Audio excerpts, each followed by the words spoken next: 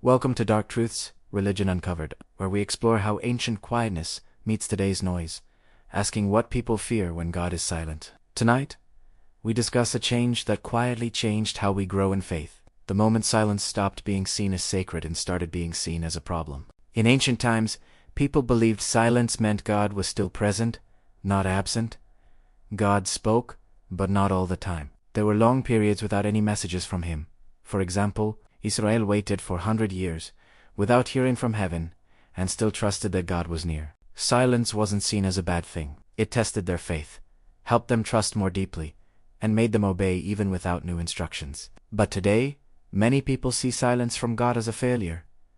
If God is quiet, we think something is wrong. We hurry to fill that silence with our thoughts, ideas, or plans. Silence can feel uncomfortable because it takes away our sense of control. It can't be easily explained or used to our advantage. In the past, believers learned to obey even without hearing new messages from God.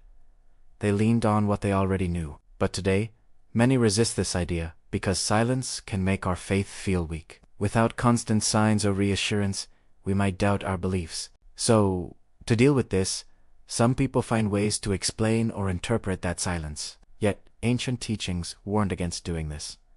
Silence is where real obedience shines. Just because God is talking doesn't mean his promises have changed or he isn't present. Faithfulness is shown by how we remain steadfast during times of silence. Modern belief often misunderstands silence, thinking it means God isn't involved anymore. But the scriptures remind us that God speaks when he wants to, not just because we ask for it. He controls when he communicates. Silence challenges us because it requires trust without clear answers. In the past, believers were careful not to interpret God's silence too quickly, as doing so could lead to mistakes. When people got tired of waiting, like when the Israelites built a golden calf, the issue was not the silence itself, but their impatience. Today, we can fall into the same trap. We can't stand being quiet, so we create our own reasons for why God might be silent. But those made-up reasons lack real authority. Silence helps us remember that God doesn't have to speak whenever we want him to. In a world that loves immediate answers, silence can feel empty.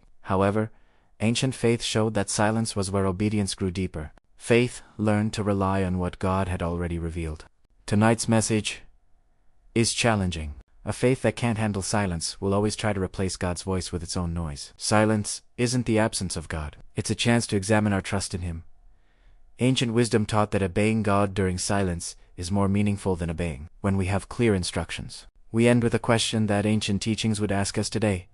If God were silent for a while, no signs, no guidance, no comfort, would you still follow him without hesitation? Thank you for joining Dark Truths, Religion Uncovered. Share your thoughts below. Has silence been filled with noise?